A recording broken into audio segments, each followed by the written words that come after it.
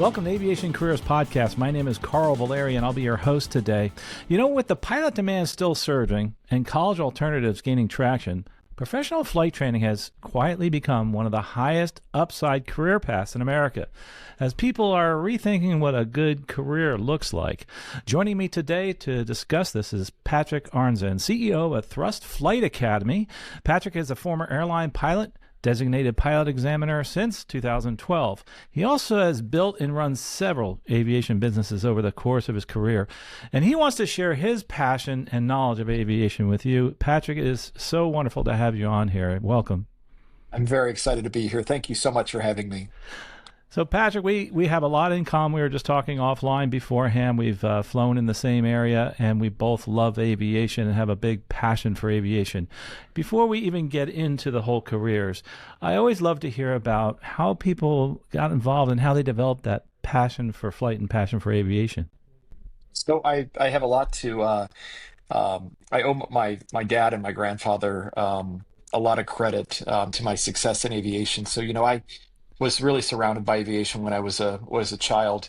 My dad was a huge enthusiast. My grandfather was a pilot. My father is now a pilot. But I was always just surrounded by aviation, and flying remote controlled airplanes when I was a kid. So from the time I was probably 3 years old, I knew that's what I was going to do, and that's where I ended up.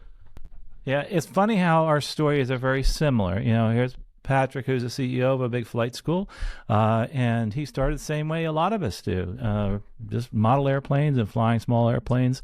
We all have that in common, which is an incredible gap that we bridge.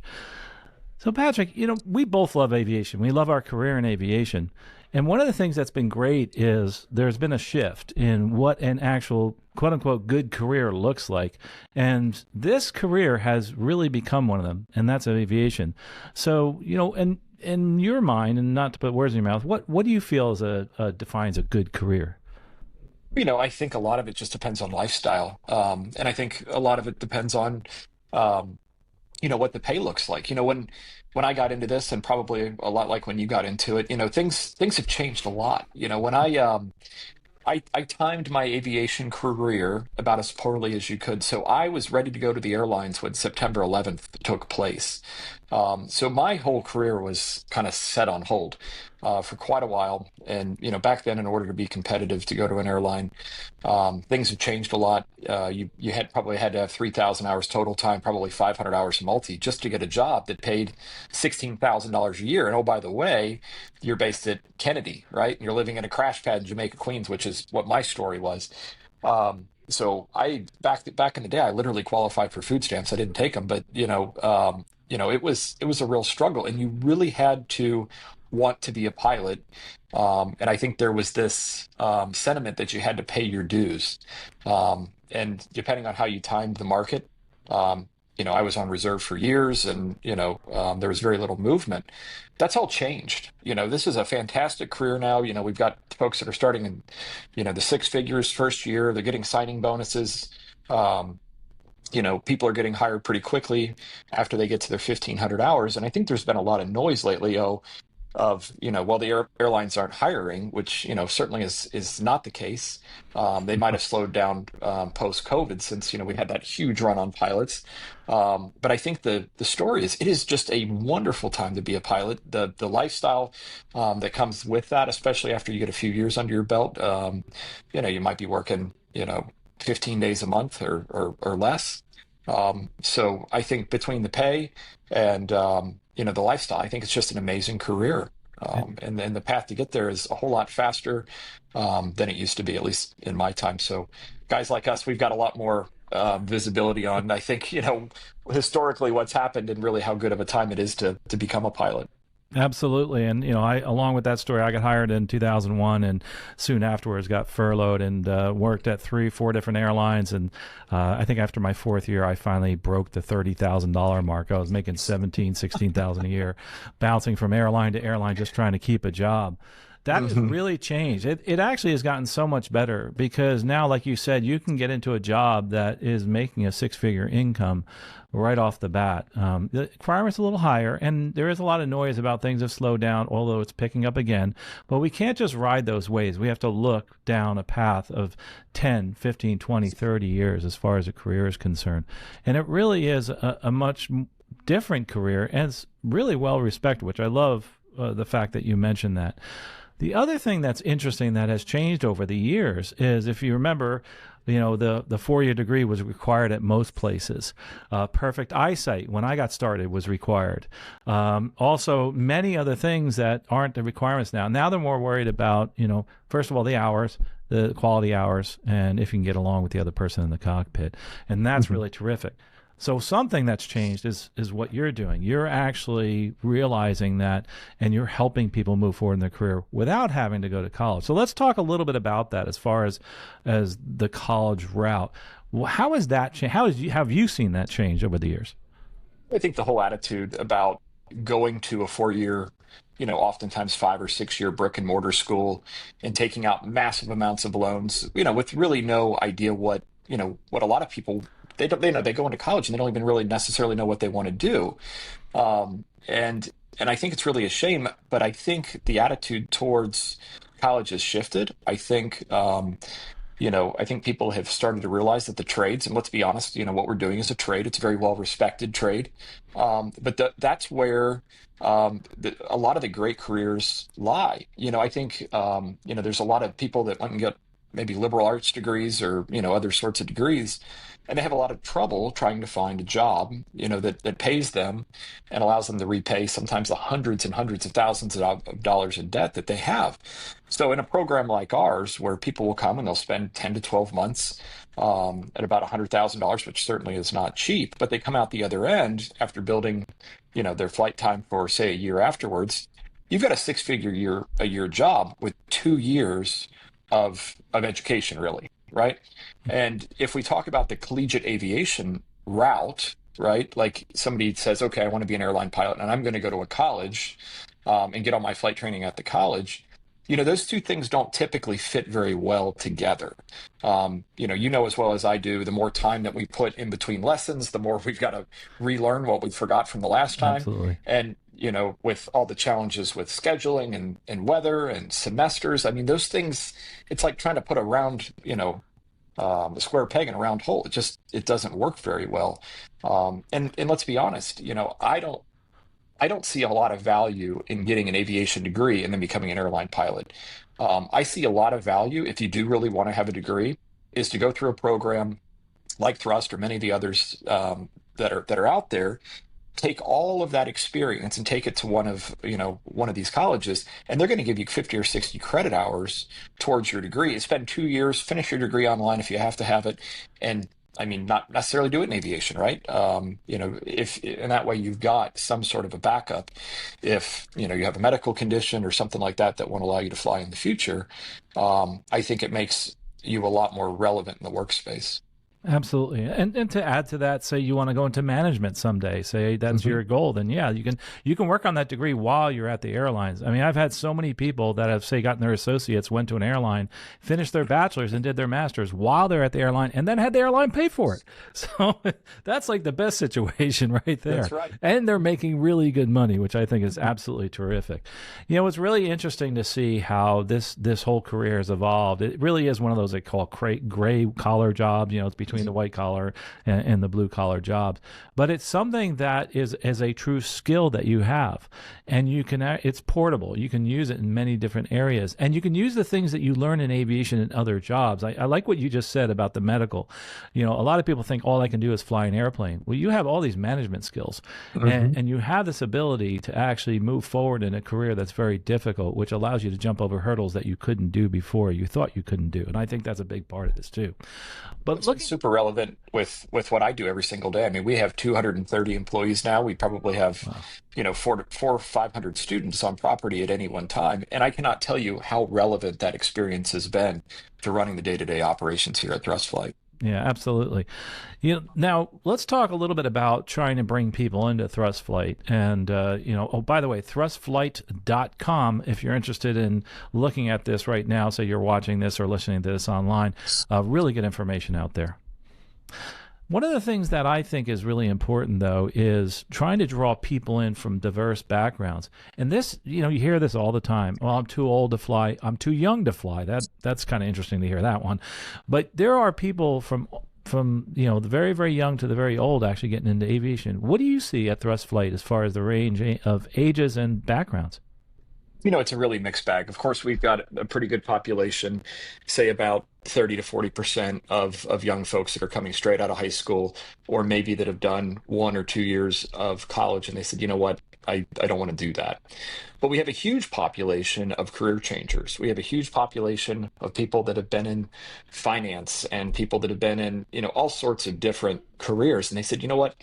I don't want to sit behind a desk. I don't want to drive a desk for the next 40 years, right? I want to get out there. I want to do something, that excites me.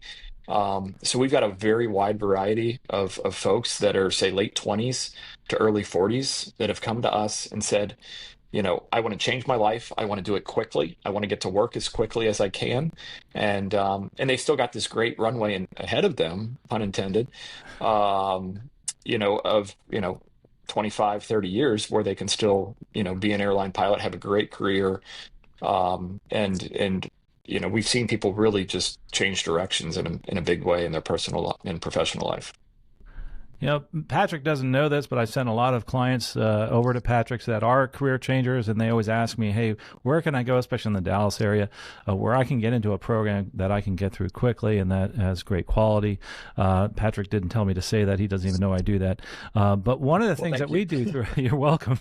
One of the things that we do through our career coaching is we bring in people from all different walks of life. I have people that are 14 years old coming on with their parents talking about aviation, how to pay for things, and that question comes up: should I go to a college? Should I maybe go to college and do my flight training somewhere else?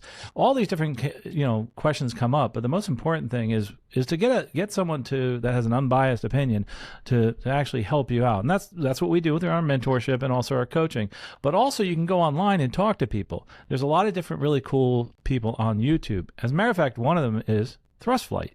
And if you go to thrustflight.com, you can link to the YouTube videos. There's a lot of really good interviews out there that you guys are doing, and also just on Instagram, just knocking it out of the park, I think, with informational videos and other information. But what can they find out there other than what I have found? I think a lot of what we do is we put a lot of content out there that's not advertising, right? We want to make great pilots here at Thrust Flight. We're we do make a lot of pilots here, but we're not a pilot factory in the traditional sense. We really care about the product. We don't want to just make people with pilot certificates. We want to make excellent pilots. So one way, that we do that is we make a lot of video content. And we've just implemented a new learning management system where we've literally videotaped every single lesson that we do, and each student gets to watch the flight before they actually go out and do it for each lesson in the syllabus. So it's really an innovative product, allows us to look and see, how engaged people have been, and there's lots of other components to it, and we're really excited about that.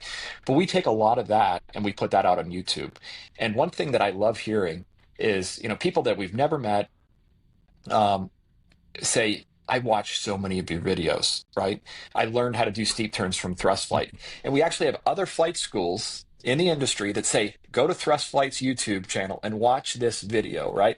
Learn how to do your soft field technique, or, learn about multi-engine flying, that sort of thing. So we put a lot of really great content out there that's not meant to advertise. It's meant to make better pilots, which again is the real charge behind Thrust Flight of making a really fantastic and excellent pilot. Yeah, that in of itself is a great advertisement right there, not just for your school, but also the industry as a whole.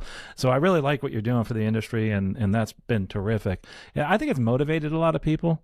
But there are two questions I get often, and as far as flight school is concerned, number one, I don't know if I can do this. How do I know I'm going to become successful in flight training? How, I may not have those skills. What would you tell them? I would say that 99% of the people that come in the door have the skills. I think the bigger challenge is attitude. You have to have a really good attitude and a really good work ethic, especially in order to do a program like ours, because we are cramming so much in such a condensed period of time. Um, so if you start with a good attitude, that is the rock solid foundation on which to build those skills. At the end of the day, um, learning to fly an airplane is really not that difficult. There's a lot that goes into it. There's a lot of knowledge. It's the judgment and the attitude that's going to ultimately make you a successful flight instructor. Those are the skills that we're really looking for people. And so one way we vet people out is we have an assessment test that really gauges someone's motor skills. By the time they get through our assessment process, it's pretty much a guarantee that they have all the motor skills and all the cognitive reasoning and all the abilities to be successful in a program. But the attitude, I think, is where people, whether they have it or they don't, that's where either they succeed or fail.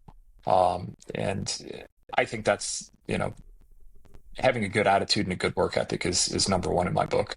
Yeah, absolutely. You do have to be consistent and be out there and work hard, and just that is true, that attitude. But having an environment where it'll foster that attitude, and everybody has downtimes, right? And everybody has some failure somewhere in their life. But having other people around to help you pick up is terrific. And that's why one of the great things about going to a bigger flight school is you have other people say, "Hey, listen, I didn't get my steep turns right the first time I did them either. Just you'll do it right next time. Let me tell you what I did that helped me." You can get into these groups, you can watch videos and that type of thing. And I think that's important. Sometimes we have to lean on other people. But I think the what we don't talk enough about, Carl, in aviation training is how emotional it is. It's tough, and you are going to have some of the highest highs and some of the lowest lows you'll ever have, and sometimes those things happen in the same day. And to your point, I think having that community that surrounds you and supports you, and that celebrates your wins, and supports you when you don't have a good day, that's so important. And that's something that I think we've done a really excellent job here at Thrust Flight in cultivating, is that culture, that is that community where it's very much like a college campus. A lot of the kids, they just hang out, they study together, they support each other. We've got group outings. These guys go bowling together. They play pickleball together. We've had soccer teams. It's all of that. And what I think the folks that are not maybe from the aviation community, or maybe necessarily familiar with the aviation community, um, don't quite understand is how tight knit we really are, and what a small community it is, because everybody knows everybody. And I think that we're all, or for the most part, want to help each other, right? And I think that's one of the neatest things about our industry, and really separates us from any other industry that I know.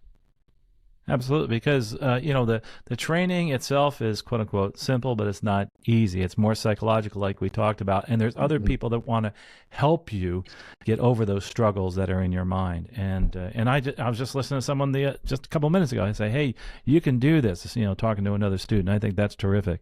Speaking of Mhm. you can do this, another question I get often is, I really don't know if I can be an instructor. I don't know if I can teach people how to fly, or I don't think I can teach because I don't know everything about aviation. How would you answer that? Well, I think, generally speaking, most people can instruct. Again, there probably are some people out there that don't necessarily need to instruct, but I think they are more the exception than the rule. And I think a good instructor knows that they don't know everything, and they need to admit it when they don't know something, right? So it's about, you know, having that passion and continuing to learn. And I think recognizing that as a new flight instructor, that's not the end of the journey. That's the beginning of the journey. I don't, um, I look back on my instruction, especially early instruction days, as I was probably doing more learning than the student was, and, and look, that's why we instruct, right? Um, you know, at this point in my career, I mean, I probably have 16,000 hours, a big chunk of that is instructing. Um, you know that somebody's going to screw up a landing by how they fly the downwind, for example, right? Hmm. Because you can see it coming. But that doesn't happen immediately. And, the only way to become a good instructor is to instruct, and to care about the quality of instruction and care about that information that you're passing down to these students and respect the institution. Because at the end of the day, we are only going to be strong. The community of aviators is only going to be as strong as the instructor. So if the instructor phones it in, they're not going to have a good quality student, and that perpetuates. But if you've got great instructors and they're teaching great students and they're becoming instructors, that's perpetuating in a good way. So I think it's so important to instill, especially in that instructor rating and really throw out all the ratings, how important that is and how important it is to care about your students, and why it's necessary to really hire the best instructors you can and hold on to them, for as long as you can, recognizing that it's a temporary job for most folks. Um, but I think instruction is a very special thing. I've obviously wrapped my whole career around it. I'm probably one of the only crazy people in the world that have, that have done that. But it's really where my passion and my heart is being part of so many people's journey. Yeah, teaching is a wonderful thing, and both Patrick and I love to teach, and actually, that's what I'm still doing. I'm teaching, but in a different sense. I teach at the airlines now, but it's the same thing, the same struggles that someone who's trying to land an airplane for the first time goes through. As far as now going to an airline where they're having an engine out in the mountains trying to climb, and it's really something that is interesting to see. No matter what level you're at, you're always learning. And that's something that I found. The more I teach, the less I know, as a matter of fact. That's something I've found. It's a very humbling experience, that's for sure. And that's why I challenge people to go out and try it. Even if you think you don't think you can do it, get with someone like Patrick and say, hey, let me just see if I can do this instructing thing. And I make you a bet you're gonna love it. I really do. Patrick, you talked about the flight school and having like this on-campus field, but you're not in just the one location. You have a couple of them. Give us an idea where people can go if they want to actually attend your school at thrustflight.com. Certainly. So we're here at the Addison Airport. That's very close to the Dallas Love and DFW Airport, kind of in the heart of Dallas. We also have another campus that's just a fabulous place to train. It's up in Sherman-Denison, the North Texas Regional Airport. Fantastic airport, super long runways, control tower. The airspace isn't nearly as congested as it is down here in Addison. And then we also have a campus in Conroe, Texas, which I know you're familiar with. Oh, yeah. So we've got a really beautiful facility down there. And then we also have a facility that we just opened at the Falcon Field Airport in Mesa, Arizona, the Phoenix area. So we just started our first class last month. So we're very excited to have that. And then we also have A&P programs at our Addison and our Addison and our Conroe location. And we'll be opening one in Phoenix as well very shortly. So they can do just about everything everywhere. So that's terrific. Also touch on some of the other things, because one of the things we get a lot of questions on is financing, which, by the way, I did look on your website, and the sponsor of this show, Stratus Financial, is one of those resources. Visit our sponsor, Stratus Financial, where dreams take flight. Stratus Financial offers loans for pilot training, and they understand your needs because they're pilots. You can find out more at stratus.finance. Whether you're financing your dream of flying or simplifying the process by taking care of your student loans, their efficient, hassle-free funding can connect you to the life of your dreams of becoming a professional pilot sooner than you ever thought possible.